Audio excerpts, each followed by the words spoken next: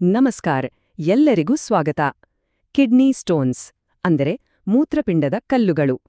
ಅಬ್ಬಾ, ಈ ಹೆಸರು ಕೇಳಿದ್ರೆ ಸಾಕು, ಎಷ್ಟೋ ಜನರಿಗೆ ಒಂದು ರೀತಿಯ ಚುರುಕು ನೋವಿನ ನೆನ್ಪಾಗುತ್ತೆ ಅಲ್ವಾ? ಇದು ಪ್ರಪಂಚದಾದ್ಯಂತ ಲಕ್ಷಾಂತರ ಜನರನ್ನ ಕಾಡೋ ಒಂದು ಸಾಮಾನ್ಯ ಸಮಸ್ಯೆ. ಹಾಗಾದ್ರೆ ಬನ್ನಿ, ಇವತ್ತು ಇದ್ರ ಬಗ್ಗೆ ಆಳವಾಗಿ ಮಾತಾಡೋಣ. ಈ ಪ್ರಶ್ನೆಗೆ ಎಷ್ಟೋ ಜನ ಹೌದು ಅನ್ಬೋದು, ಯಾಕಂದ್ರೆ ಈ ರೀತಿಯ ತೀವ್ರವಾದ ಚುಚ್ಚೋ ಥರದ ನೋವು ಅನುಭವಿಸೋದು ಸುಲಭದ ಮಾತಲ್ಲ. ಇದು ನಮ್ಮನ್ನೇ ಬಗ್ಸಿಬಿಡುತ್ತೆ. ಇದು ಕಿಡ್ನಿ ಸ್ಟೋನ್ಸ್ನ ಒಂದು ಪ್ರಮುಖ ಲಕ್ಷಣ ಕೂಡ ಆಗಿರ್ಬೋದು. ಹಾಗಾದ್ರೆ ಈ ನೋವಿನ ಹಿಂದಿರೋ ಅಸಲ್ ಕಥೆ ಏನು? ಅದನ್ನ ಅರ್ಥ ಮಾಡ್ಕೊಳ್ಳೋದು ಹೇಗೆ? ಆ ನೋವಿನ ಮೂಲ ಏನು ಅಂತ ತಿಳಿಬೇಕು ಅಂದ್ರೆ ಮೊದಲು ನಾವು ಕಿಡ್ನಿ ಸ್ಟೋನ್ಸ್ ಅಂದ್ರೆ ಏನು, ಅದು ನಮ್ಮ ದೇಹದಲ್ಲಿ ಹೇಗೆ ಶುರುವಾಗುತ್ತೆ ಅನ್ನೋದನ್ನ ಕ್ಲಿಯರ್ ಆಗಿ ಅರ್ಥ ಮಾಡ್ಕೋಬೇಕು. ತುಂಬಾನೇ ಸರಳವಾಗಿ ಹೇಳ್ಬೇಕು ಅಂದ್ರೆ ಕಿಡ್ನಿ ಸ್ಟೋನ್ಸ್ ಅಂದ್ರೆ ಗಟ್ಟಿಯಾದ ಮಿನರಲ್ಸ್ ಮತ್ತು ಸಾಲ್ಟ್ಸ್ನ ಸಂಗ್ರಹ. ನಮ್ಮ ಮೂತ್ರದಲ್ಲಿ ಕ್ಯಾಲ್ಶಿಯಂ, ಆಕ್ಸಲೇಟ್ ಮತ್ತು ಯೂರಿಕ್ ಆಸಿಡ್ನಂತಹ ವಸ್ತುಗಳು ಜಾಸ್ತಿಯಾಗಿ ಅದನ್ನ ಕರಗಿಸೋಕೆ ಬೇಕಾದಷ್ಟು ನೀರು ಇಲ್ಲ ಅಂದಾಗೇನಾಗುತ್ತೆ, ಆ ವಸ್ತುಗಳೆಲ್ಲ ಒಂದಕ್ಕೊಂದು ಸೇರ್ಕೊಂಡು ಸಣ್ಣ ಸಣ್ಣ ಹರಳುಗಳಾಗಿ ಆಮೇಲೆ ಕಲ್ಲಾಗಿ ಬದಲಾಗುತ್ತೆ. ಆದ್ರೆ ಇಲ್ಲೊಂದು ಇಂಟ್ರೆಸ್ಟಿಂಗ್ ವಿಷಯ ಇದೆ. ಎಲ್ಲ ಕಿಡ್ನಿ ಸ್ಟೋನ್ಸ್ ಒಂದೇ ಥರ ಇರಲ್ಲ. ಅವುಗಳಲ್ಲಿ ಮುಖ್ಯವಾಗಿ 4 ವಿಧಗಳಿವೆ.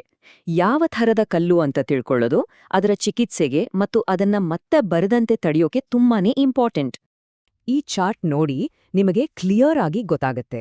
ಅಬ್ಬಾ, ಗಮನಿಸಿ, ಮುಕ್ಕಾಲು ಭಾಗ ಅಂದ್ರೆ ಸುಮಾರು 75% ನಷ್ಟು ಕ್ಯಾಲ್ಸಿಯಂ ಆಕ್ಸಲೇಟ್ ಕಲ್ಲುಗಳೇ ಇರೋದು.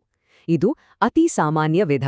ಆಮೇಲೆ ಸ್ಟ್ರುವೈಟ್ 15%, ಯೂರಿಕ್ ಆಸಿಡ್ 8% ಮತ್ತು ಕೊನೆಗೆ ಸಿಸ್ಟೀನ್ ಕಲ್ಲುಗಳು ಕೇವಲ 2%ಗಿಂತ ಕಡಿಮೆ ಕೇಸುಗಳಲ್ಲಿ ಕಾಣಿಸ್ಕೊಳ್ಳುತ್ತೆ. ಮೊದಲನೆಯದು ಅತಿ ಸಾಮಾನ್ಯವಾದ ಕ್ಯಾಲ್ಶಿಯಂ ಆಕ್ಸಲೇಟ್. ಇಲ್ಲಿ ಒಂದು ದೊಡ್ಡ ತಪ್ಪು ಕಲ್ಪನೆ ಇದೆ, ಕೇಳಿ. ಕಿಡ್ನಿ ಸ್ಟೋನ್ಸ್ ಇರೋರು ಕ್ಯಾಲ್ಶಿಯಂ ಇರೋ ಆಹಾರವನ್ನೇ ತಿನ್ಬಾರ್ದು ಅಂತ ಅನ್ಕೊಂಡಿರ್ತಾರೆ. ಆದ್ರೆ ಸತ್ಯ ಅದಲ್ಲ. ಬದಲಿಗೆ ಊಟದ ಜೊತೆ ಕ್ಯಾಲ್ಶಿಯಂ ಇರೋ ಆಹಾರ ತಿಂದ್ರೆ ಅದು ಕರಳಲ್ಲೇ ಆಕ್ಸಲೇಟ್ ಜೊತೆ ಸೇರಿಕೊಂಡು ಕಿಡ್ನಿ ತಲುಪದ ಹಾಗೆ ತಡೆಯುತ್ತೆ. ಸ್ಮಾರ್ಟ್ ಅಲ್ವಾ? ಇನ್ನು ಎರಡನೇ ವಿಧ ಯೂರಿಕ್ ಆಸಿಡ್ ಕಲ್ಲುಗಳು. ಮೂತ್ರ ತುಂಬಾ ಆಸಿಡಿಕ್ ಆದಾಗ ಇವು ತಯಾರಾಗತ್ತೆ. ಇದು ಹೆಚ್ಚಾಗಿ ಮಾಂಸಾಹಾರ ಜಾಸ್ತಿ ತಿನ್ನೋರಲ್ಲಿ ಅಥವಾ ಗೌಟ್ ಅಂತ ಒಂದು ಕೀಲು ನೋವಿನ ಸಮಸ್ಯೆ ಇರುತ್ತಲ್ಲ, ಅಂಥವರಲ್ಲಿ ಸಾಮಾನ್ಯ. ಮೂರನೇ ವಿಧ ಸ್ಟ್ರುವೈಟ್ ಕಲ್ಲುಗಳು. ಇವಕ್ಕೆ ಇನ್ಫೆಕ್ಷನ್ ಸ್ಟೋನ್ಸ್ ಅಂತಾನೂ ಕರೀತಾರೆ. ಯಾಕ್ ಗೊತ್ತಾ?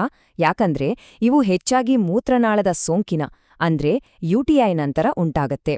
ಇವುಗಳ ಡೇಂಜರ್ ಏನಪ್ಪಾ ಅಂದ್ರೆ ಸೈಲೆಂಟಾಗಿ ತುಂಬಾನೇ ಬೇಗ ದೊಡ್ಡದಾಗಿ ಬೆಳೆದುಬಿಡುತ್ತೆ. ಇದೇ ಕಾರಣಕ್ಕೆ ಇವು ಮಹಿಳೆಯರಲ್ಲಿ ಸ್ವಲ್ಪ ಹೆಚ್ಚು ಸಾಮಾನ್ಯ.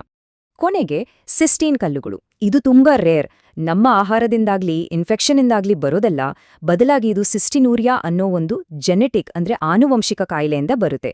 ಹೀಗಿರೋರ್ಗೆ ಜೀವನ ಪೂರ್ತಿ ಇದ್ರ ಬಗ್ಗೆ ಎಚ್ಚರಿಕೆ ವಹಿಸಬೇಕಾಗುತ್ತೆ. ಸರಿ, ಈಗ ಕಲ್ಲುಗಳ ವಿಧ ಗೊತ್ತಾಯ್ತು. ಆದ್ರೆ ಜನರಿಗೆ ಯಾವಾಗ್ಲೂ ಕನ್ಫ್ಯೂಸ್ ಆಗೋ ಇನ್ನೊಂದು ವಿಷಯ ಅಂದ್ರೆ ಕಿಡ್ನಿ ಸ್ಟೋನ್ಸ್ ಮತ್ತು ಗಾಲ್ ಸ್ಟೋನ್ಸ್. ಇವೆರಡರ ನಡುವಿನ ವ್ಯತ್ಯಾಸ ಏನು? ಬನ್ನಿ ಈಗ ಅದನ್ನ ಕ್ಲಿಯರ್ ಮಾಡ್ಕೊಳ್ಳೋಣ. ಇವೆರಡಕ್ಕೂ ಇರೋ ಮುಖ್ಯ ವ್ಯತ್ಯಾಸಗಳು 3: ಸ್ಥಳ, ನೋವಿನ ಜಾಗ ಮತ್ತು ಲಕ್ಷಣಗಳು. ಕಿಡ್ನಿ ಸ್ಟೋನ್ಸ್ ಮೂತ್ರಪಿಂಡದಲ್ಲಿ ಆಗತ್ತೆ, ಗಾಲ್ ಸ್ಟೋನ್ಸ್ ಪಿತ್ತಕೋಶದಲ್ಲಿ ಆಗತ್ತೆ. ಹಾಗಾಗಿ ನೋವಿನ ಜಾಗ ಕೂಡ ಬೇರೆ.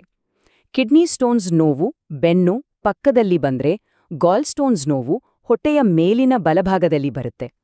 ಅಷ್ಟೇ ಅಲ್ಲ, ಮೂತ್ರದಲ್ಲಿ ರಕ್ತ ಕಾಣಿಸ್ಕೊಂಡ್ರೆ ಅದು ಕಿಡ್ನಿ ಸ್ಟೋನ್ಸ್ನ ಒಂದು ಪಕ್ಕಾ ಲಕ್ಷಣ. ಹಾಗಾದ್ರೆ ಕಿಡ್ನಿ ಸ್ಟೋನ್ಸ್ನ ಸ್ಪಷ್ಟ ಲಕ್ಷಣಗಳು ಯಾವುವು? ಮೊದಲನೇದಾಗಿ ಅಲೆಯಂತೆ ಬಂದು ಹೋಗೋ ತೀವ್ರವಾದ ನೋವು. ಇದರ ಜೊತೆ ವಾಕರಿಕೆ, ವಾಂತಿ, ಮೂತ್ರದ ಬಣ್ಣ ಬದಲಾಗೋದು ಕೂಡ ಇರಬಹುದು. ಆದ್ರೆ ಒಂದು ವಿಷಯವನ್ನ ತುಂಬಾ ಗಂಭೀರವಾಗಿ ತಗೊಳ್ಬೇಕು. ಜ್ವರ ಮತ್ತು ಚಳಿ ಕೂಡ ಬರ್ತಾ ಇದೆ ಅಂದ್ರೆ ಅದು ದೇಹದೊಳಗೆ ಸೋಂಕಿನ ಸಂಕೇತ.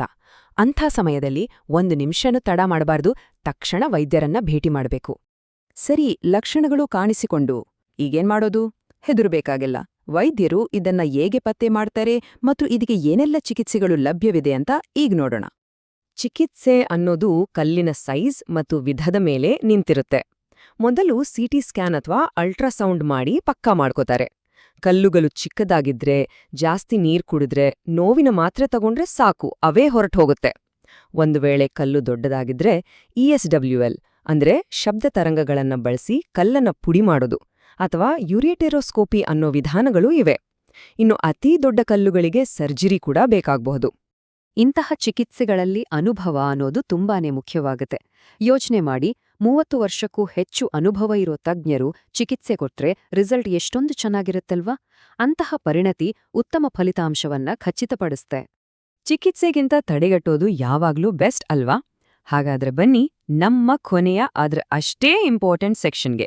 ಈ ಕಿಡ್ನಿ ಸ್ಟೋನ್ಸ್ ಮತ್ತೆ ಬರದಂತೆ ತಡೆಯೋಕೆ ನಮ್ಮ ಜೀವನ ಶೈಲಿಯಲ್ಲಿ ಏನೆಲ್ಲ ಬದಲಾವಣೆ ಮಾಡ್ಕೋಬಹುದು ಅಂತ ಮಾತಾಡೋಣ. ಇದನ್ನ ಒಂದು ಪ್ರಿವೆನ್ಷನ್ ಟೂಲ್ ಕಿಟ್ ಅಂತಾನೆ ಕರೆಯೋಣ.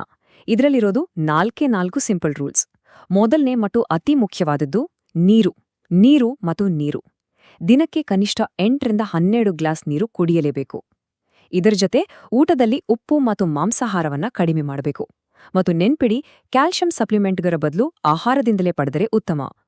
ಕೊನೆಯದಾಗಿ ಒಂದು ಮುಖ್ಯವಾದ ಪ್ರಶ್ನೆ. ನಾವಿವತ್ತು ಕಲ್ತಿರೋ ಪ್ರಕಾರ ಕಲ್ಲಿನ ವಿಧವನ್ನ ಅರ್ಥ ಮಾಡ್ಕೊಳ್ಳೋದೇ ಅದನ್ನ ತಡೆಯೋಕಿರೋ ದೊಡ್ಡ ಅಸ್ತ್ರ. ಹಾಗಾದ್ರೆ ಆರೋಗ್ಯದ ಮೇಲೆ ಕಂಟ್ರೋಲ್ ತಗೊಳ್ಳೋಕೆ ಇಡ್ಬೇಕಾದ ಮೊದಲ ಹೆಜ್ಜೆ ಯಾವುದು ಅಂತ ಯೋಚನೆ ಮಾಡ್ಬೇಕಲ್ವಾ? ಇದ್ರ ಬಗ್ಗೆ ಯೋಚಿಸಿ.